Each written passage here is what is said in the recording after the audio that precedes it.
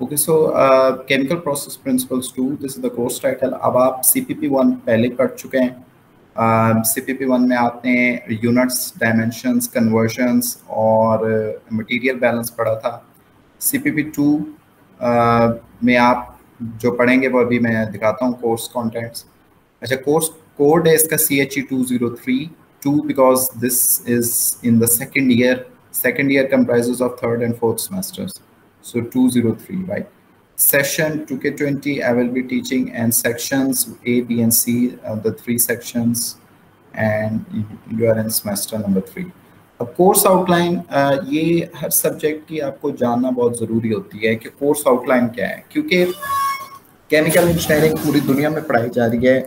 MIT में भी chemical engineering पढ़ाई जा रही है, जो मैसाचुसेट्स इंस्टीट्यूट ऑफ टेक्नोलॉजी है। स्टैनफोर्ड यूनिवर्सिटी में भी पढ़ाई जा रही है, लंदन में भी पढ़ाई जा रही है।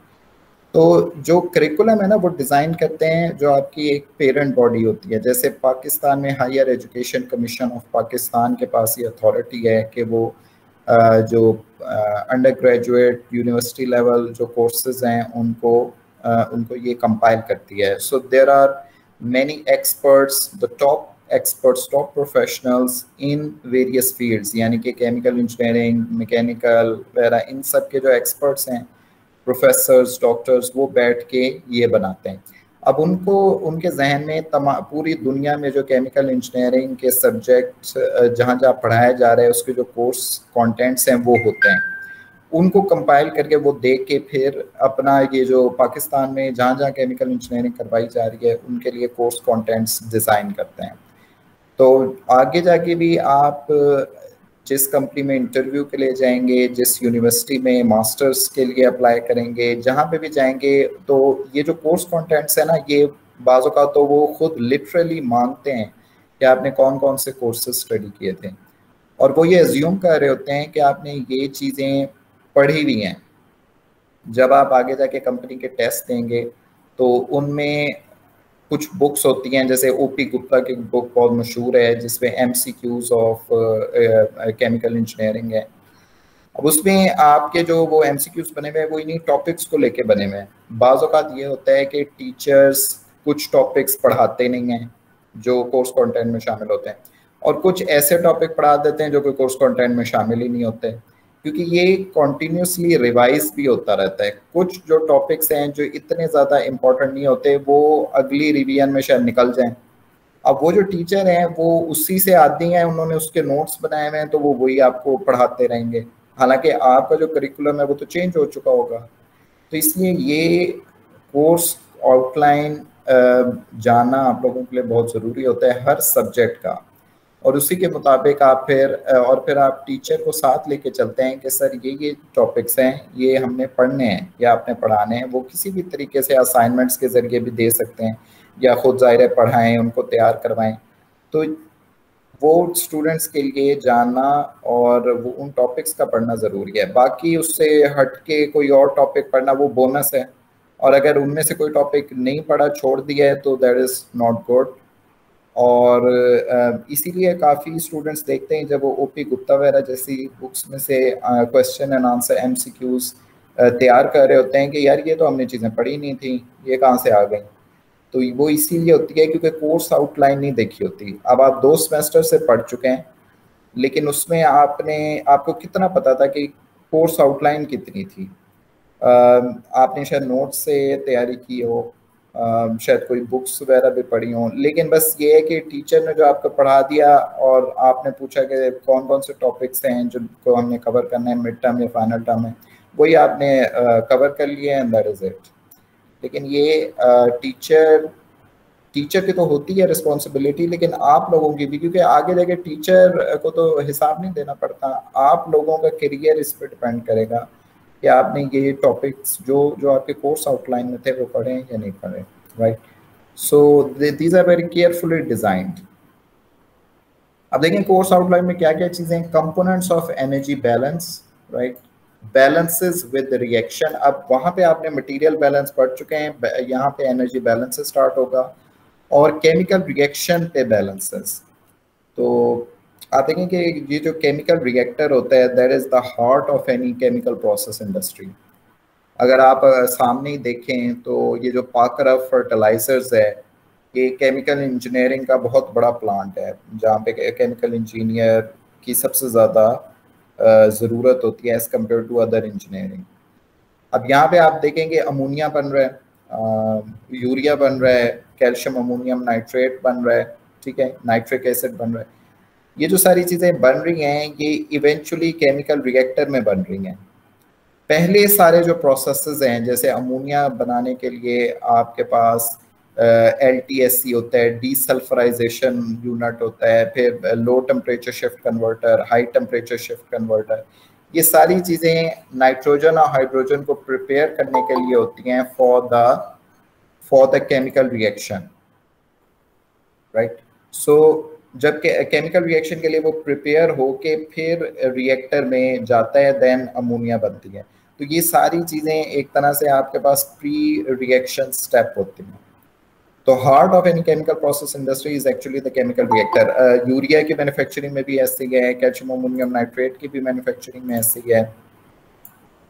ओके, सो यहाँ पे हम ये एक बहुत इंपॉर्टेंट भी चीज देखेंगे कि केमिकल रिएक्शन जहाँ पे हो रहा है वहां पे बैलेंसेस कैसे लगाना है। आगे देखिए mass and energy balances for reacting systems. तो रिएक्टिंग सिस्टम्स के लिए हम मटेरियल और एनर्जी बैलेंस दोनों स्टडी करेंगे। अभी तक आपने जो पढ़ा था वो इजी था, अगर कोई केमिकल रिएक्शन नहीं हो रहा था तो सिर्फ इनपुट होता है और आउटपुट होता है। लेकिन जब केमिकल रिएक्शन भी हो रहा हो तो फिर आपके पास डेफिनेटली कंजम्पशन और जनरेशन टर्म्स भी आ जाती हैं। कुछ मटेरियल्स ऐसे होंगे जो रिएक्टेंट्स की फॉर्म में होंगे जो कंज्यूम हो रहे होंगे, कुछ ऐसे मटेरियल्स होंगे जो प्रोडक्ट्स की फॉर्म में होंगे और वो जनरेट हो रहे होंगे। अब जो रिएक्टेंट्स हैं वो मे बी 100% कंज्यूम हो रहे हों या 75% हो रहे हों या 90% हो रहे हों या 50% हो रहे हों। तो अब इसका इल्म, इसकी नॉलेज भी इम्पॉर्टेंट होगी in order to have the correct mass balance. और एनर्जी बैलेंस तो फिर हम देख लेंगे। एनर्जी बैलेंस तभी लग सकता है जब आपके पास मास बैलेंस पता हो, क्योंकि जाहिर है अगर आपने किलो जॉल में कन्वर्ट करना है तो हर की जो एनर्जी है उसको आप मल्टीप्लाई करेंगे उसके मास से। Then balances for combustion processes. अब आपके पास तीन इंपॉर्टेंट प्रोसेसेस होते हैं related to burning: pyrolysis, combustion and gasification. Pyrolysis happens in the absence of oxygen, right? सिर्फ नाइट्रोजन एनवायरनमेंट में, या हम इसे कहते हैं साइंटिफिक लैंग्वेज में इनर्ट एनवायरनमेंट में जो आपके पास बर्निंग होती है उसको कहते हैं pyrolysis. Combustion can be incomplete और कंप्लीट कंबस्शन। अगर कंप्लीट कंबस्शन हो रही है तो कार्बन डाइऑक्साइड बनेगा, अगर इनकम्प्लीट कंबस्शन हो रही है तो कार्बन मोनोऑक्साइड बनेगी, राइट। तो इसको वैसे आप देख चुके हैं कि फ्लेम वगैरह की भी उससे निकाला जा सकता है कि कंबस्टन इनकम्प्लीट है या कंप्लीट है। एनी हाउ, तो जो कंबस्टन प्रोसेसेस हैं जिसमें ऑक्सीजन के साथ रिएक्शन होता है और फिर ये CO, CO2 और नाइट्रोजन एक्सेट्रा, तो उन पे हम बैलेंसेस लगाएंगे। Then you have the environmental balances, right. So this is kind of a new topic. अब ये कुछ चीज़ें इसमें ऐड की हुई हैं, जैसे मैं पहले बता रहा था कि हालात के पेश नज़र जो ये करिकुलम है उसको रिवाइज किया जाता है। तो आजकल इस पे बहुत ज़्यादा फोकस दी जा रही है इन्वायरमेंटल इश्यूज पे। That is why the curriculum has been redesigned. और CPP2 में भी आप देख सकते हैं कि देखिए इन्वायरमेंटल बैलेंसेस भी इन्होंने ऐड कर दी हैं। Subsystems and interconnections, then the concept of integrated pollution control, right? So this is again related to environment, how to control pollution, because climate change and global warming are two very, very serious issues faced by the researchers and scientists today.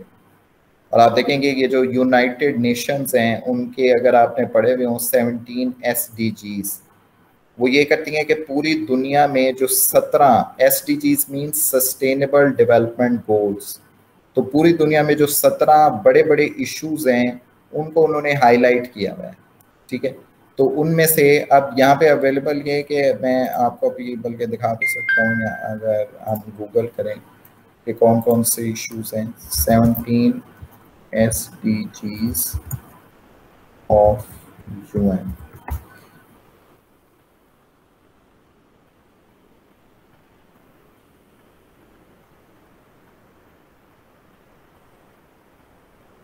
तो ये आप देख सकते हैं, ये जो SDGs है ना कि पूरी दुनिया में मतलब कि इन्हीं एसडीजीज के मुताबिक आपको प्रोजेक्ट्स मिल रहे हैं, जो यूनिवर्सिटीज़ हैं उन सबको।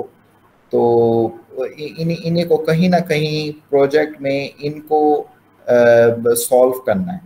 तो आप देखेंगे ये इनकी अब आपका ना ज़रूरी होता है कि किसी भी इंटरव्यू में, किसी भी उसके लिए आपको इन चीज़ों की नो हाउ इम्पॉर्टेंट है।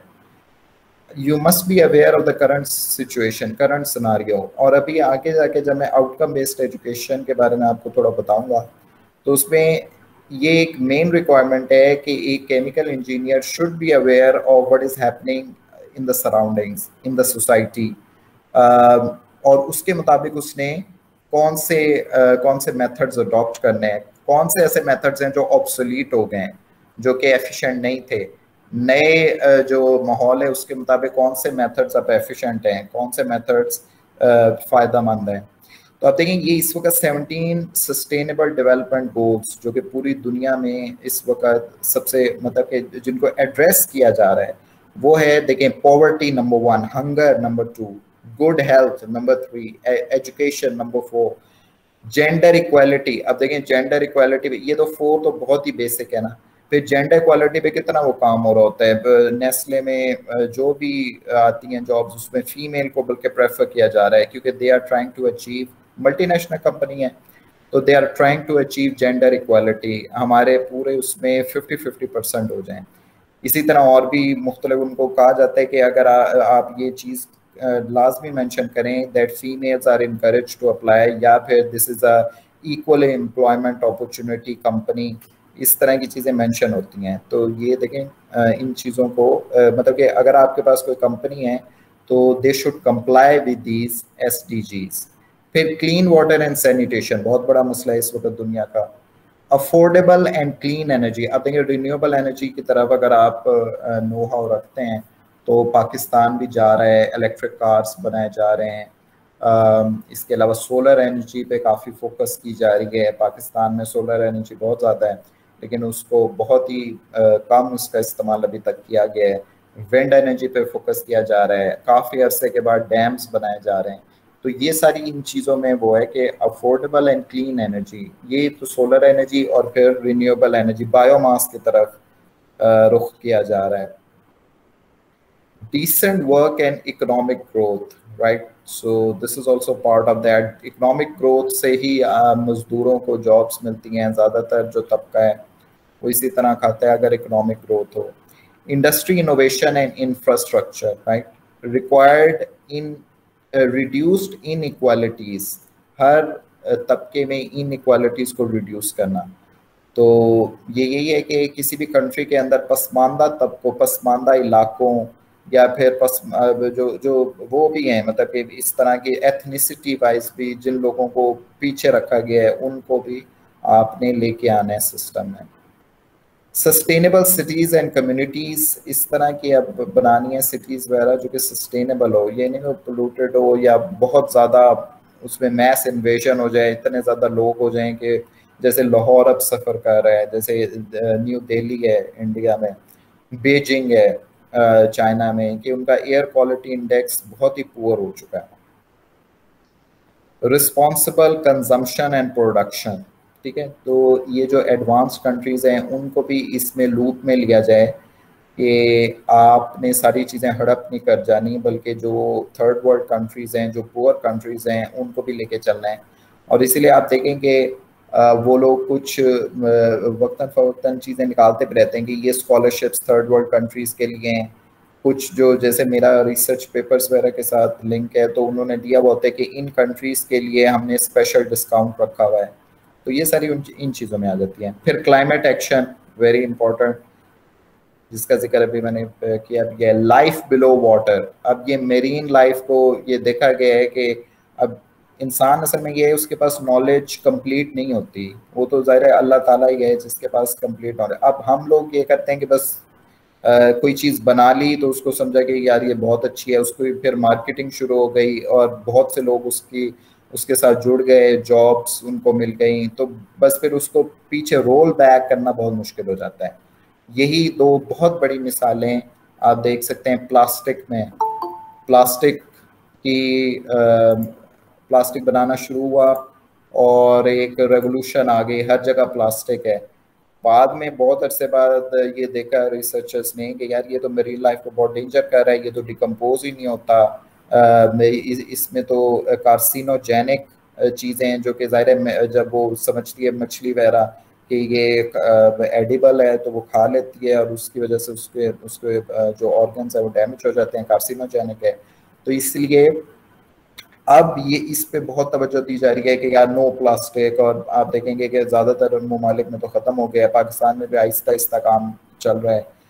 तो ये प्रॉब्लम होता है, तो इसलिए अब इस चीज़ की ज़रूरत है कि we have to protect our marine life as well. Life on land, plantation बहुत इम्पोर्टेंट है, ट्रीज़ की ज़रूरत है। इसीलिए अब जो मुख्तलिफ ऑफिस वगैरह हैं वो पेपरलेस इन्वायरमेंट की तरफ जाने की ज़रूरत है। ज़्यादातर प्रोजेक्ट्स ऑनलाइन ही हो रहे होते हैं क्योंकि पेपर्स कम फ्रॉम ट्रीज़, तो trees give us oxygen and trees also protect the environment. तो जितने ज़्यादा पेपर्स होंगे उतनी ज़्यादा ट्रीज़, तो अब इस ट्रीज़ को काटना पड़ेगा। और भी बहुत सी चीज़ें, यानी कि प्लांटेशन, भाई इतनी ज़्यादा जो बेहंगम किस्म की ये सोसाइटीज़ हमारे मुल्क में इतनी बना दी गई हैं, वो किस तरह वो जंगलात को तबाह करके ही बनाई गई हैं, तो इसलिए इस पे भी काम होना बड़ा ज़रूरी है। तो ये भी it is one of the most important SDGs of United Nations. फिर आ जाते हैं peace, justice and strong institutions, ठीक है, ये एक जनरल सी चीज़ है। And finally partnerships for the goals, ठीक है, तो ये कंट्रीज़ के लिए इम्पोर्टेंट होता है, उनको फिर क्रेडिट्स मिलते हैं कि उन्होंने वो पार्टनर बन जाए, तो इसके बारे में भी जानकारी ज़रूरी है। अब इनको मद्देनज़र रखते हुए करिकुलम भी डिज़ाइन होते हैं, तो इसी तरह के जो concept of integrated pollution control है ये भी हम पढ़ेंगे। अब ये आपको ना, अब केमिकल इंजीनियर बन रहे हैं तो आपको सारी चीज़ें पता होनी चाहिए कि दुनिया में क्या हो रहा है, तो इसलिए आगे जाके आप कहीं भी अप्लाई करें, कहीं वो करें, तो आपसे ये सवाल पूछे जाएंगे। उस बंदे को ज़्यादा एज मिल जाती है जो इन चीज़ों के बारे में जानता हो, right. Then very important, the case studies on balances for a selection of important industrial processes. अब आप जब 7th सेमेस्टर में जाएंगे ना तो आपको फाइनल ईयर डिज़ाइन प्रोजेक्ट मिलेगा, उसमें आपके पास सारी चीज़ें होती हैं, यानी कि उसमें आपने प्रोसेस डिस्क्राइब करना होता है।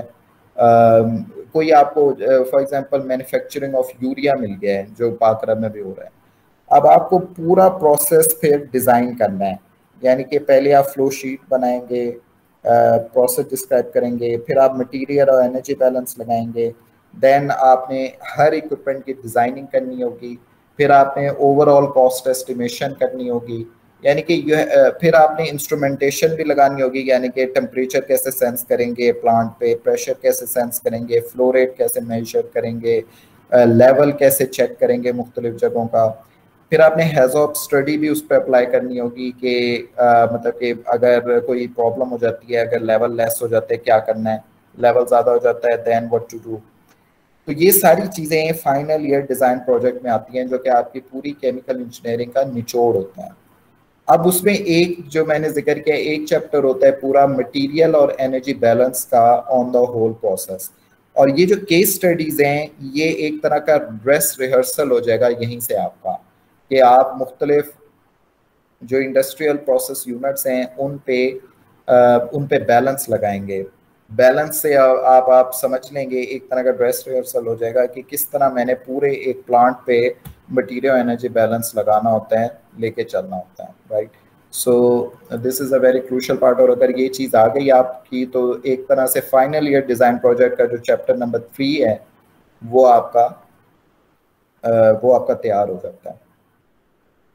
Then some terminologies, efficiency, conversion, standard states, temperature dependence, ये कुछ terminologies हैं जो साथ साथ पढ़ेंगे। इनके बारे में बस अच्छा, फिर एक मैंने अभी बुक आपको दी है केमिकल इंजीनियरिंग टर्मिनोलॉजीज की, तो ये बुक जब आप पढ़ेंगे इसमें ए से लेके जी तक है चीजें, ये मैं आपको दिखा देता हूँ।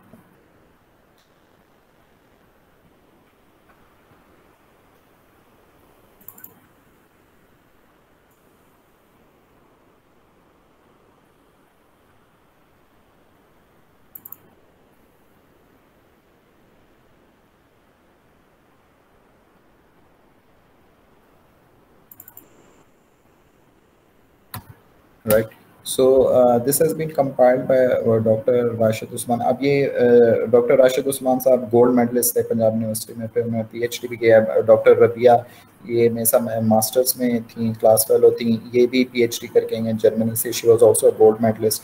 तो इन्होंने ये ए टू जी वेल निकाला है केमिकल इंजीनियरिंग का। ये देखें इसका कंटेंट्स है ए से लेके जी तक। तो अब जब आपसे इंटरव्यू में सवाल पूछा जाता है ना, तो ज्यादातर स्टूडेंट्स ये बाद में कहते हैं कि सर हमने तो जवाब सही दिए थे, लेकिन उनकी सिलेक्शन नहीं होती, because you are competing with a lot of students. अब आपके पास शायद इंटरव्यू में आप अगर जाएंगे तो साथ में 60 स्टूडेंट्स और होंगे, तो आपने अपने आप को स्टैंड आउट करना है। उसके लिए ज़रूरी है कि आपके जवाबात उनसे डिफरेंट हों, आप चीज़ें एक्सप्लेन करें। अगर बॉइलिंग पॉइंट को आप पूछें, हाँ जी पूछते वो कॉमन क्वेश्चंस ही हैं, वो पूछेंगे व्हाट इज बॉइलिंग पॉइंट, आप बता देंगे boiling point is the point at which the vapour pressure becomes equal to the external pressure. बात सही है, एक लाइन में जवाब दे दिया, लेकिन ये जवाब तो मेरे ख्याल में 60 दूसरे स्टूडेंट्स भी दे दें। उनमें से अगर कोई स्टूडेंट ज़्यादा आगे जाके बताता है कि बॉइलिंग की मुख्तलिफ टाइप्स कौन कौन सी हैं और बॉइलिंग पॉइंट किस तरह हम कम या ज़्यादा कर सकते हैं, और वो उसको ज़्यादा एक्सप्लेन करते हैं, मॉलिक्यूलर लेवल पे जाके एक्सप्लेन करता है, तो जाहिर है he will stand out from the rest. एक ही क्वेश्चन पूछा, सबको उन्होंने इवेल्युएट किया, ज़्यादातर लोगों ने 80% ने एक वन लाइनर आंसर दिया, जो 20% है उन्होंने कुछ ज़्यादा आंसर दिया। उनमें से जिसने सबसे ज़्यादा एक्सप्लेन किया है कॉन्फिडेंटली, तो वो उसको ज़ाहिर है वो ही विल स्टैंड आउट। तो इसलिए ये सिर्फ सही गलत नहीं होते, इसके लिए ज़रूरी होता है कि आपने अपने आप को डिस्टिंग्विश करना होता है फ्रॉम द रेस्ट। तो इसके लिए देखें, अब फॉर एग्जांपल कोई टर्मिनोलॉजी है, एब्सॉर्प्शन है या कोई और, तो आप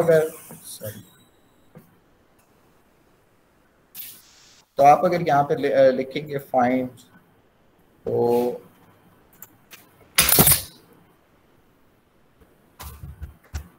राइट आप देखें एब्जॉर्बेट, एब्जॉर्बर के बारे में अब वन लाइन ले लिखी भी, छोटा सा इसको एक्सप्लेन किया हुआ है।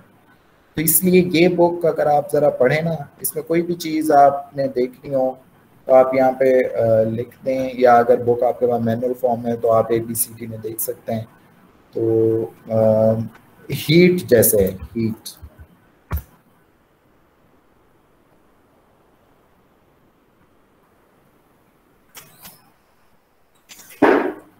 तो हीट बड़ी वैसे इंथॉल्पी अगर कर लेते हैं, मतलब कि मुख्तलिफ आप यहाँ पे देख रहे हैं acid number can be asked from you, activation energy.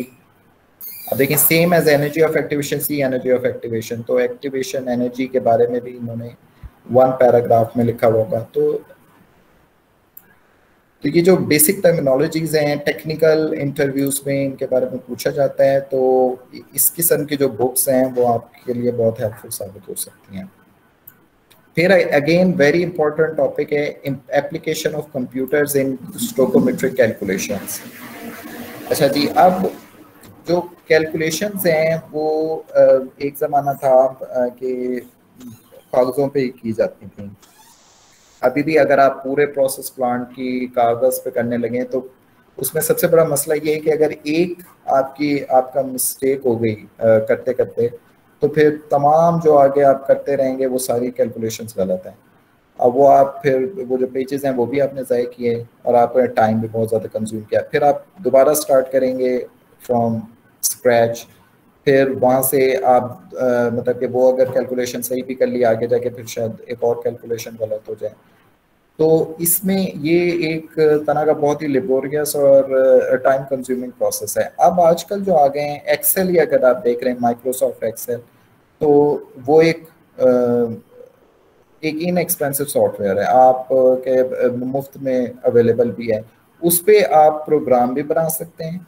और ये जो आपने 8-9 पेजेस लगाए हैं उसकी जगह आप एक प्रोग्राम बना के सिर्फ इनपुट्स दें तो आपको आउटपुट मिल जाएंगे, ठीक है। वहीं पे आपको पता चल जाएगा कि whether your answer is correct और not, right. So you save so much time, बहुत ज़्यादा आपका टाइम ये जो कंप्यूटर कैलकुलेशंस हैं वो बचा लेती हैं। तो एक बंदा जिसको ये नहीं पता, इसका नो हाउ नहीं है, उसकी कैलकुलेशंस बहुत अच्छी हो सकती हैं, वो उसे याद हो सकता है पहाड़े और ये वो जो बहुत अच्छे उसे शायद टेबल्स याद हों और उसकी मैथ बहुत अच्छी हो। लेकिन जो दूसरा बंदा अगर उसे वैसे नो हाउ इतनी नहीं है लेकिन उसको एक्सेल का पता है, उसको या कोई और सॉफ्टवेयर है उनका पता है जिनसे वो कैलकुलेशंस कर सकता है, दूसरा बंदा जिन कैलकुलेशंस को 6 घंटों में करेगा वो उनको आधे घंटे में कर लेगा। तो which student will the company hire? Definitely the one having the computer skills, having the know-how to do computer calculations. So that is why this is critical. अब आप लोग इसके बगैर सर्वाइव नहीं कर सकते, तो ये भी सीखना जरूरी है। फिर आ जाते हैं simultaneous maths and energy balances, मतलब कि दोनों, जाहिर है हम पहले मैथ्स बैलेंस लगाते हैं फिर एनर्जी बैलेंस लगाते हैं, so this is nothing new. फिर temperature and pressure dependence and balances for condensing systems, तो ये छोटे छोटे टॉपिक्स हैं। कुछ और जो ओवरऑल है CPP2, दिस इज कंपैरेटिवली मतलब कि कम इसकी कोर्स आउटलाइन है, इसीलिए इसके सिर्फ 2 क्रेडिट आवर्स हैं। आपने देखो जो 3 क्रेडिट आवर के सब्जेक्ट्स होते हैं उनके 3 लेक्चर्स होते हैं इन अ वीक, जबकि जो 2 क्रेडिट आवर्स के होंगे उनके ओनली 2 लेक्चर्स विल सफाइस।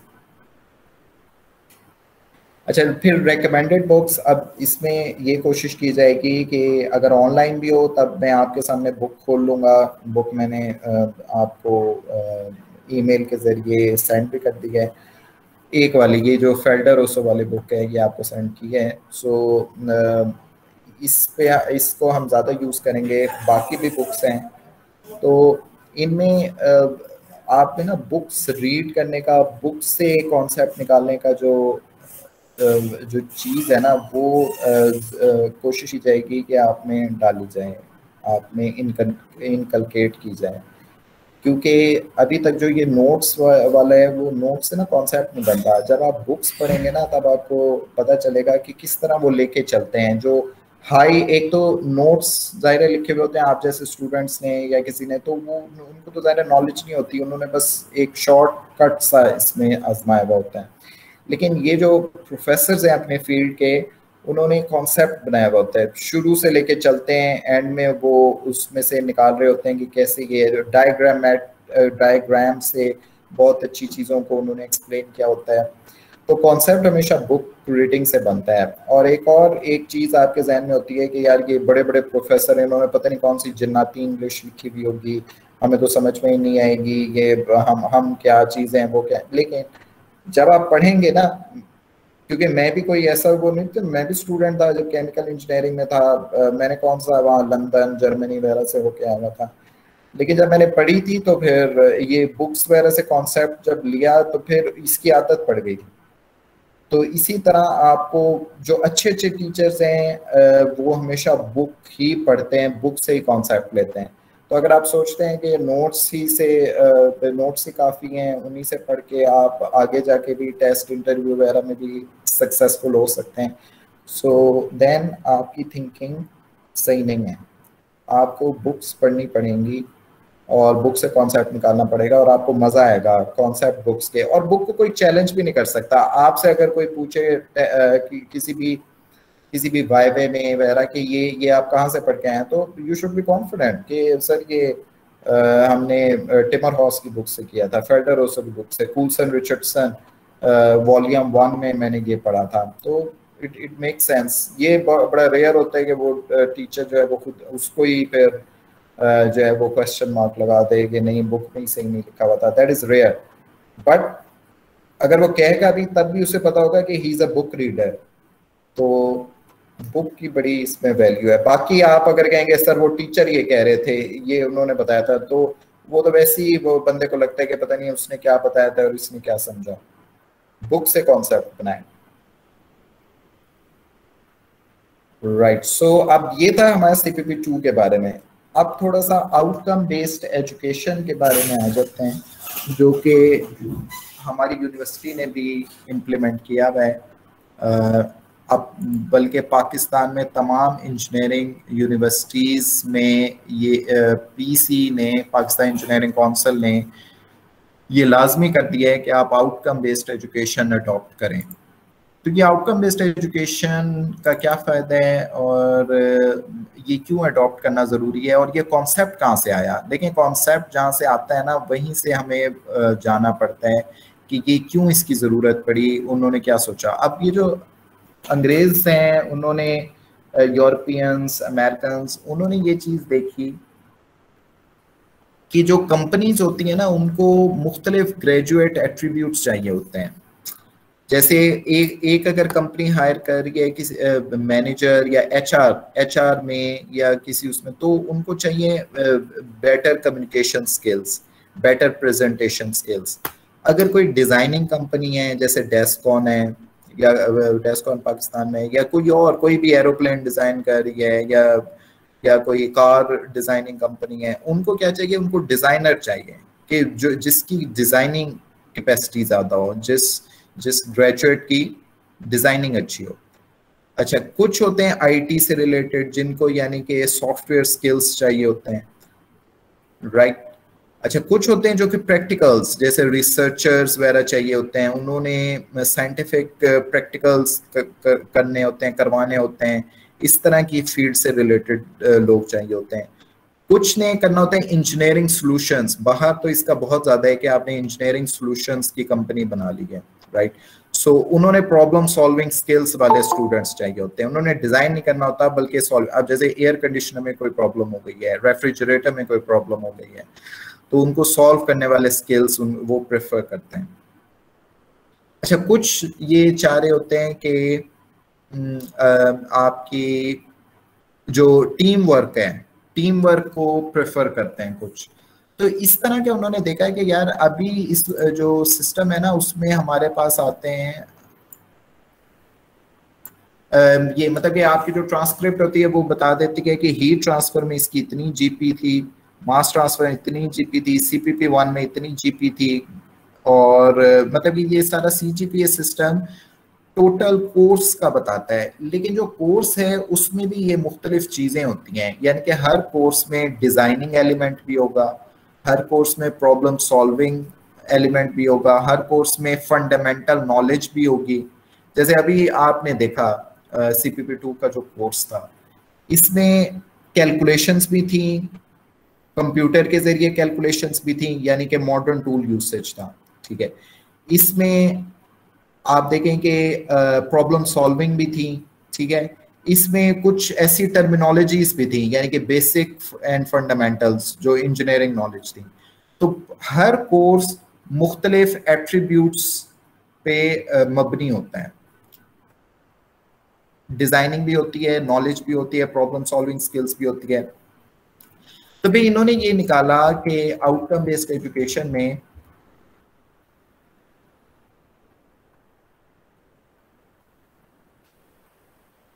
ये 12 एट्रीब्यूट्स हैं, उनको इन्होंने वो कर लिया कि कोई भी इंजीनियर, कोई भी ग्रेजुएट जो है ना, वो ये 12 एट्रीब्यूट्स उनके देखने चाहिए, उनके असेस करने चाहिए। किसी भी कंपनी को, किसी भी ऑर्गेनाइजेशन को हायर करने के लिए ये जो 12 एट्रीब्यूट्स हैं, इनकी जो असेसमेंट है वो ज़्यादा फायदेमंद हो सकती है। तो ये फिर उन्होंने इम्प्लीमेंट किया। अब ये 12 एट्रीब्यूट्स कौन कौन से हैं? सबसे पहले इंजीनियरिंग नॉलेज किसी में कितनी है, फिर प्रॉब्लम एनालिसिस स्किल्स, फिर डिजाइन और डेवलपमेंट ऑफ सॉल्यूशंस, फिर इन्वेस्टिगेशन की सिर्फ प्रैक्टिकल से related, how to conduct experiments वगैरह, मॉडर्न टूल यूसेज, जो अभी आप के सॉफ्टवेयर पे कितनी उसकी कमांड है। ये 5 जो हैं ये रॉ किस्म के, यानी कि कोर इंजीनियरिंग सब्जेक्ट से निकलते हैं।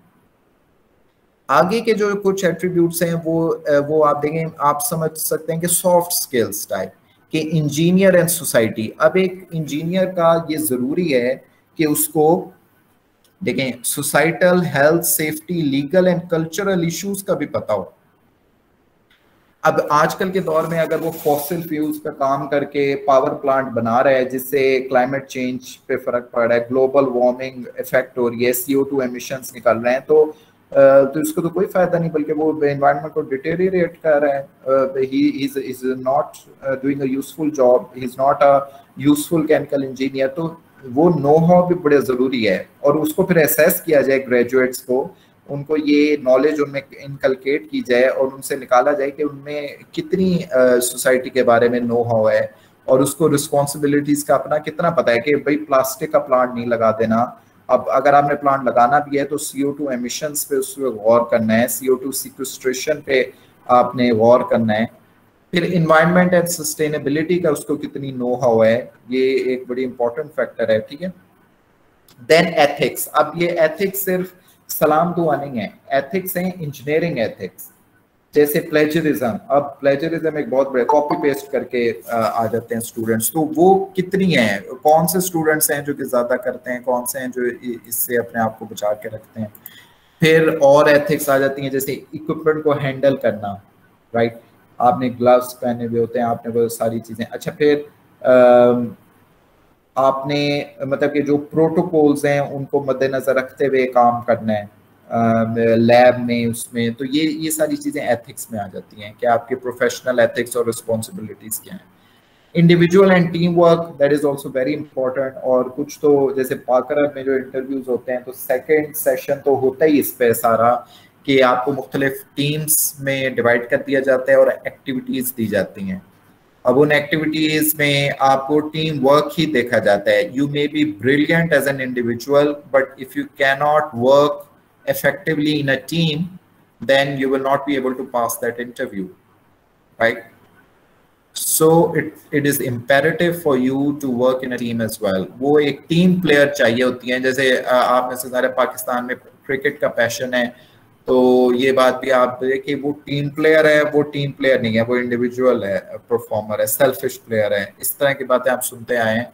तो वो एक बहुत एक इम्पोर्टेंट एट्रीब्यूट है किसी भी इंजीनियर का। फिर आ जाता है communication. Communication not only oral as well as written. अब हम कम्युनिकेशन से यही चीज जहन में फौरन आता है कि कोई कितना बोल सकता है, कोई नो। और इफेक्टिव कम्युनिकेशन, टेक्निकल स्किल्स, आप कैसे effective reports and design documentation, effective presentation, ये सारी चीजें इसमें आ जाती हैं। और अगर यही एक एट्रीब्यूट बंदे में आ जाए तो आजकल जितनी अपॉर्चुनिटीज़ हैं, आप देखें फ्रीलांसर जॉब्स हैं, बहुत से एलुमनाइज आपके जो मतलब कि एलुमनाइज हैं, प्रीवियस बैचेस के स्टूडेंट्स हैं, वो इस पे अपवर्क पे, फाइवर पे, सो मेनी वेबसाइट्स हैं जहाँ पे फ्रीलांसिंग कर रहे हैं, जहाँ पे कंटेंट राइटिंग होती है, रिसर्च पेपर्स लिखने होते हैं, प्रेजेंटेशंस देनी होती हैं, जहाँ पे एडोब डिज़ाइनिंग आप कर लेते हैं, मुख्तलिफ लोगो डिज़ाइनिंग, और ये वो उससे बहुत ज़्यादा कमा रहे हैं। क्योंकि जाहिर है हमारी जो करेंसी है उसमें आप कुछ भी अगर डॉलर वगैरह में कमाएंगे, डॉलर यूरो वगैरह में, तो वो हमारे उसमें तो काफ़ी बन जाते हैं। तो इसलिए ये अगर आपका सिर्फ इसी एक ग्रेजुएट का इस पे कमांड हो गया है कम्युनिकेशन पे, तो उसने अपने आप को वैल्यूबल बना लिया है, एक एसेट बना लिया है सोसाइटी के लिए। आगे देंगे प्रोजेक्ट मैनेजमेंट। ये फाइनल ये प्रोजेक्ट में भी आपका होगा कि कैसे आपने मैनेजमेंट स्किल्स कैसे करनी है, राइट।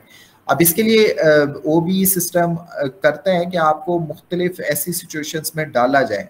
ये डिफरेंट इसी तरह से पहले क्या होता था, OBE से पहले क्या, इन चीज़ों की कोई ज़रूरत नहीं, वो ये होता था कि बस टीचर ने एक बनाया हुआ है कि मैंने आज ये पढ़ाना है, कल ये पढ़ाना है, परसों ये पढ़ाना है, टेस्ट लेने हैं, अल्लाह का फैसला, उसकी अपनी ड्यूटी खत्म हो गई, स्टूडेंट को असेस किया, टेस्ट के मार्क्स वगैरह लगाए, GPA आ गई, अल्लाह का फैसला, दैट इज इट।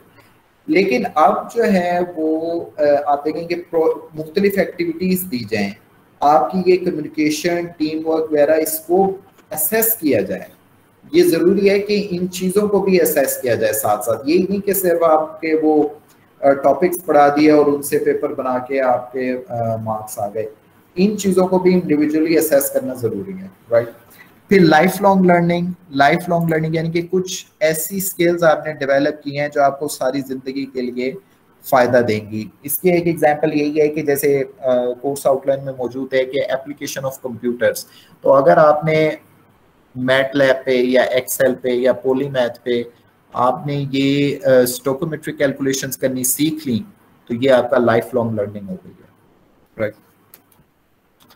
तो ये 12 एट्रीब्यूट्स हैं जो कि बहुत इम्पोर्टेंट हैं और इनका जानना ज़रूरी है। अच्छा, वो भी अब आप कहेंगे कि इसकी ज़रूरत क्या थी, तो कुछ फुल सिग्नेटरी मेंबर्स हैं, कंट्रीज हैं ओबी की, अब इसमें शायद इंक्रीज हो गया होगा, तो Australia, Canada, China, Malaysia, Ireland, you can see that Malaysia, फिर New Zealand, Singapore, South Africa, United Kingdom भी है, यूनाइटेड स्टेट्स भी है। अच्छा, इसमें फायदा क्या होता है ये आप यहाँ पे देख सकते हैं। The agreement recognises that the undergrad engineering programs accredited by these signatories are equal in nature and that the graduates of signatory countries are recognized। ठीक है, अब सबसे बड़ा प्रॉब्लम ये होता है कि पाकिस्तानी जब इंजीनियरिंग यूनिवर्सिटी से डिग्री लेके बाहर जाते हैं वो मानती नहीं है, वो कहते हैं अच्छा पाकिस्तान से आए तो पहले ये कोर्स करें, या उनको वर्क वीज़ा नहीं मिलता, वहाँ पे उनको जॉब पे कोई नहीं रखता, वो कहते हैं कि नहीं नहीं ये ठीक नहीं है, ये इक्विवेलेंस नहीं है हमारी डिग्री से। सबसे बड़ी ये चीज ये करेगी कि इक्विवेलेंस पैदा कर देगी। जब पीसी यहाँ से हमारी यूनिवर्सिटी को एक्रेडिटेट कर रही है पाकिस्तानी किसी यूनिवर्सिटी को, तो वहां पे वो मानेंगे कि अच्छा ओबी पे आपने किया है, ठीक है, you are eligible for the job here. फिर आपको ज़ाहिर प्रोसेस से गुजरना पड़ेगा, इंटरव्यू वगैरह, लेकिन यू विल बी, आपकी जो डिग्री है उस पर क्वेश्चन मार्क नहीं उठाया जाएगा और आपको अलग से नहीं ट्रीट किया जाएगा कि नहीं आप तो पहले टेस्ट दें और इस तरह के यहाँ पे कुछ कोर्सेज पास करें, then you will be eligible for the work here और other masters program etcetera. The permanent status will give international recognition to the degrees, right? The accord requires that member nations set up suitable accreditation standards। अब ये सारी PC ने की भी हैं कि एक ही स्टैंडर्ड्स हैं जिन पे अब तमाम ये जो सिग्नेटरी मेंबर्स हैं उनकी इंजीनियरिंग को इवेल्युएट किया जा रहा है, राइट। तो सबसे बड़ी इसमें यही है कि आपको स्पेशली इन कंट्रीज में जहाँ पर ओबी इम्प्लीमेंट हो रही है वहाँ पर वर्क की अपॉर्चुनिटीज आपको मिल जाती हैं। अच्छा, अब आप देखेंगे कुछ ये जो कोर्स लर्निंग आउटकम्स हैं, बेसिकली होता ये है कि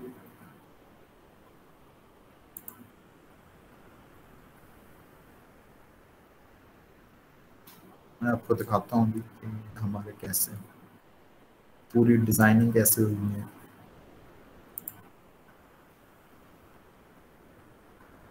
ओके, ये देखिए, ये एक पूरा केमिकल इंजीनियरिंग का ओबी स्ट्रक्चर है। सेमेस्टर 1 में देख लेते हैं। सेमेस्टर 1 में HM यानी कि ह्यूमन मैनेजमेंट के जो 101 का कोर्स था, इस्लामिक स्टडीज एंड एथिक्स, इसमें क्रेडिट आवर थे 2। इसके भी देखें 3 आपके CLOs थे, कोर्स लर्निंग आउटकम, राइट।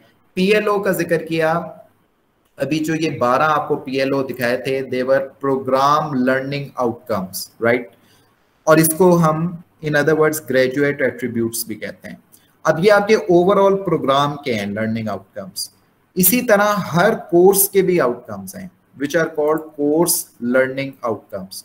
तो ये देखिए आपके हर वो उसमें कोर्स में इस्लामिक स्टडीज, फंक्शनल इंग्लिश जो आप पढ़ चुके हैं, तमाम के कुछ कोर्स लर्निंग आउटकम्स हैं, ये सारे यहाँ पे मेंशन है आपके 8 सेमेस्टर तक कोर्स लर्निंग आउटकम्स। ये डिजाइन कैसे किए हुए हैं कोर्स आउटलाइन को देखते हुए। अब हर जो कोर्स लर्निंग आउटकम है, अगर आप इसी पे, मैं थोड़ा सा इसको छोटा कर देता, इसी कोर्स लर्निंग आउटकम पे अगर आप आगे देखें तो ये लेवल ऑफ लर्निंग मेंशन किया हुआ है। इसका लेवल ऑफ लर्निंग है कुछ C3 है या A2 है वगैरह, ये अभी मैं आपको एक्सप्लेन करता हूँ कि लेवल ऑफ लर्निंग क्या है। और ये जो हर CLO है वो किसी ना किसी प्रोग्राम लर्निंग आउटकम के साथ लिंक्ड है, यानी कि वही जैसे मैंने कहा कि इसमें सिस्टम ये रिक्वायर करता है कि आप जो ग्रेजुएट्स हैं उनकी ये 12 एट्रीब्यूट्स को मेजर करें, हमें पता चले इन द एंड आपको इस तरह की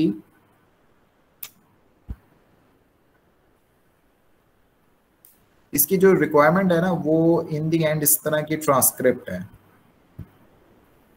ये अब ये देखें इस ट्रांसक्रिप्ट में जो रोल नंबर 201 है या 202 है उनके पास ये ऐसी ट्रांसक्रिप्ट आएगी जो निकलेगी। उसके अलावा जो आपके भाई CPP1 में कितनी GPA थी, CPP2 में कितनी GPA थी, इसके अलावा ये भी ट्रांसक्रिप्ट सामने आएगी कि इंजीनियरिंग नॉलेज में कितने % मार्क्स थे, प्रॉब्लम एनालिसिस कितनी % है इस स्टूडेंट्स में, डिजाइन डेवलपमेंट और सोल्यूशन, ये वही 12 एट्रीब्यूट्स हैं। अब ये कैसे निकली 75, 80%, 64%, 54%, ये आपकी हर कोर्स में जो CLOs हैं, कोर्स लर्निंग आउटकम्स, उनके जरिए से मैयर करके निकलेगी। और वो आप देख सकते हैं यहाँ पे कि देखें अब course learning outcome Islamic studies में है ये फर्स्ट, ये किस प्रोग्राम लर्निंग आउटकम के साथ मैप्ड है, 8th से, यानी कि एथिक्स के साथ। अब इसमें देखें अब ये चीज इवेल्युएट हो चुकी है, टीचर को शायद टीचर ने आपको साथ साथ बताया हो कि इसमें कितने मार्क्स आ रहे हैं। अब अगर लेट्स से CLO1 में ये सिर्फ CLO1 में किसी टीचर ने जो इवेल्युएट किया था वो थे 30 मार्क्स, 30 में से किसी स्टूडेंट के 15 मार्क्स आए हुए थे, तो इसका मतलब है उसने 50% मार्क्स लिए हैं। तो ये किसके साथ मैप है, PLO8 के साथ, यानी कि इंजीनियरिंग एथिक्स के साथ। तो आपके जो एथिक्स हैं PLO8 है उसमें 50% मार्क्स चले गए।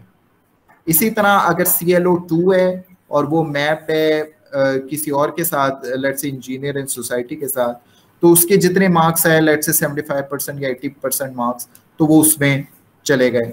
तो इसी तरह आपकी ये जो फाइनली आफ्टर 8 सेमेस्टर्स ये जो 12 एट्रीब्यूट्स हैं इनकी परसेंटेज निकल आएगी।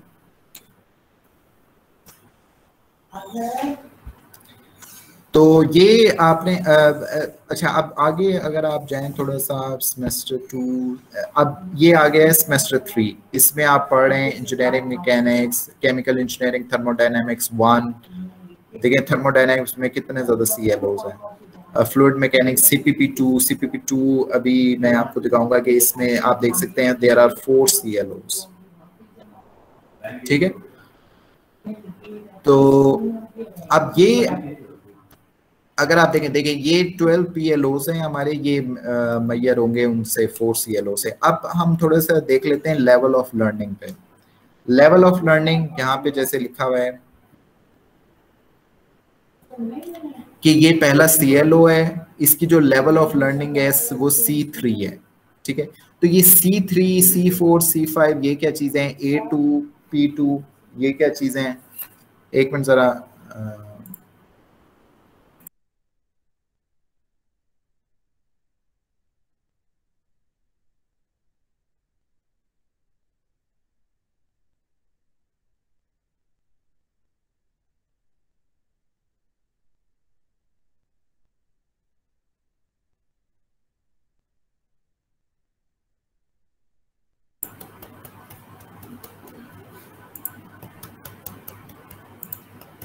ओके। सो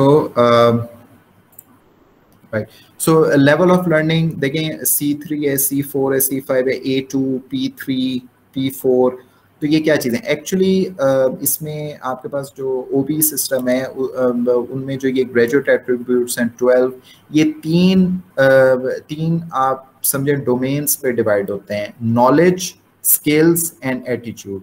जो आपकी नॉलेज है ना वो आ जाती है कॉग्निटिव डोमेन में, राइट। जो आपके स्किल्स हैं वो हैं साइकोमोटर डोमेन, और आपकी जो एटीट्यूड है वो है अफेक्टिव डोमेन में। ये आप यहाँ पे एक मिनट देख सकते हैं।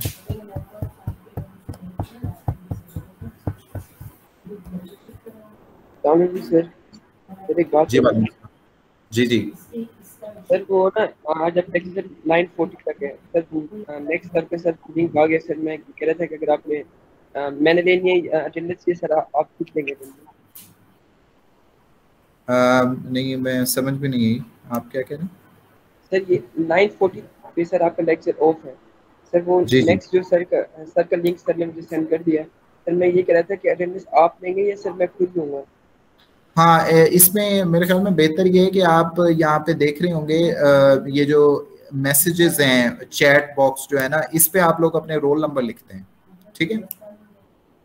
Okay sir. ये आप देख सकते हैं चैट बॉक्स में, यहाँ पे आप अपने रोल नंबर्स लिखते हैं, तो वो फिर मैं नोट कर लूंगा। जैसे ये अब शाहजेब ने लिखा हुआ है, आप स्क्रीन पे देख सकते हैं 222 राव अहमद 230। इसी तरह जो लोग इस वक्त प्रेजेंट हैं वो अपने रोल नंबर्स लिखते हैं। जो नहीं है, जिनको पता ही नहीं चल रहा, जाहिर है उनकी फिर अटेंडेंस भी नहीं लगेगी। तो इसी तरह आप लोग अपने रोल नंबर्स लिखते हैं, राइट। ओके, तो हम कहाँ पे थे? लेवल ऑफ लर्निंग को मैं आपको बता रहा था कि इसमें आप देख सकते हैं कि ये अच्छा, ये CLO 1 2 3 4 ये क्या है? लेवल जो ब्लूम्स टेक्सोनॉमी है वो ये कहती है कि मुख्तलिफ लेवल्स होते हैं लर्निंग के। जैसे जो लोएस्ट लेवल होता है वो होता है रिमेम्बरिंग। अब जैसे जो आप ज़्यादातर करते हैं कि भाई रट्टा मार के जो भी चीज़ आपने पढ़ी है उसको लिख दिया है, ठीक है, तो ये सबसे लोएस्ट लेवल है ऑफ लर्निंग का। फिर नेक्स्ट लेवल है अंडरस्टैंडिंग, यानी कि आप जो लिख रहे हैं, आप जो बता रहे हैं उसको आप अंडरस्टैंड भी कर रहे हैं, तो ये नेक्स्ट लेवल हो गया। फिर उससे नेक्स्ट हायर लेवल है अप्लाइंग। आप अंडरस्टैंड करने के बाद उसको अप्लाई भी कर सकते हैं।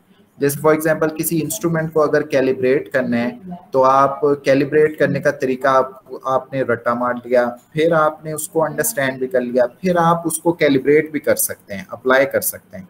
फिर एनालाइज नेक्स्ट लेवल है कि यार आपने अप्लाई तो कर लिया, लेकिन अब उसमें अगर कोई गड़बड़ आ रही है, पॉजिटिव एरर, नेगेटिव एरर, कोई वो, उसको भी आप एनालिसिस कर सकते हैं कि व्हाट इज दिस, ठीक है। इवेल्युएशन मींस कि सारी चीजें अब आप इवेल्युएट कर सकते हैं उसकी कैलिब्रेशन के बारे में, कि जो स्टैंडर्ड सॉल्यूशन है वो क्या थी, वो क्या अगर आप इलेक्ट्रोनेगेटिविटी मेजर कर रहे हैं, जैसे कैलिब्रेट कर रहे हैं, तो वो कैसे कर रहे हैं, किस तरह आपने ड्रॉप से क्यों दिए, मतलब कि you must have the logical reasoning for each and every step. वो होती है टोटल इवेल्युएशन। आपने सिलेक्ट किया है, किस बेस पे किया है अपने सॉल्यूशन को, आप जजमेंट कर सकते हैं, आप आर्ग्यू कर सकते हैं, सारी चीजें आपने उसमें आ जाती हैं फिफ्थ लेवल में। आखिरी लेवल है क्रिएशन, या इन अदर वर्ड्स डिजाइनिंग।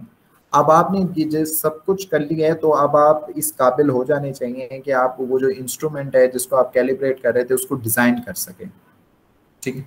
तो ये सबसे हाईएस्ट लेवल है लर्निंग का, और यही चीजें वहां पे बयान, यानी कि अगर C3 है ना, C3 से मुराद है अप्लाइंग लेवल है, C4 से मुराद है एनालिसिस लेवल है, और जहाँ पे डिजाइनिंग आ जाती है, डिजाइनिंग अभी आपकी बिल्कुल भी नहीं आई, छेड़ा नहीं है उसको, क्योंकि वो C6 लेवल है, तो वो बहुत हाई लेवल है। वो जब आगे जाके आप करेंगे ना हीट ट्रांसफर, मास ट्रांसफर में डिजाइनिंग, तो फिर वहां पे वो चीज आ जाएगी। तो अब लास्ट में मैं बस ये टाइम हो गया, आपको ये बता देता हूँ कि हमारे जो CPP2 है उसमें कौन कौन से कोर्स लर्निंग आउटकम्स हैं। तो ये 4 कोर्स लर्निंग आउटकम्स होंगे आपके। फर्स्ट एनालिसिस बेस्ड है, तो ये देखें, ये प्रॉब्लम सॉल्विंग स्किल्स आपकी यहाँ पे असेस होंगी। C4 लर्निंग लेवल है, ठीक है। And then second engineering knowledge से रिलेटेड है, यानी कि P1, और इसमें लर्निंग लेवल है अप्लाइंग तक। Third P12 life long learning है और लर्निंग लेवल है अप्लाइंग तक। और फोर्थ वन डिस्क्राइब, यानी कि अब ये डिस्क्राइब थोड़ा लो लेवल है, यानी कि P7 है आपके पास जो इन्वायरमेंट एंड सस्टेनेबिलिटी से रिलेटेड, और जो लर्निंग लेवल है वो है C2 तक। तो ये आपके पास 4 CLOs हैं जिनसे आपके PLOs इवेल्युएट होंगे एट द एंड।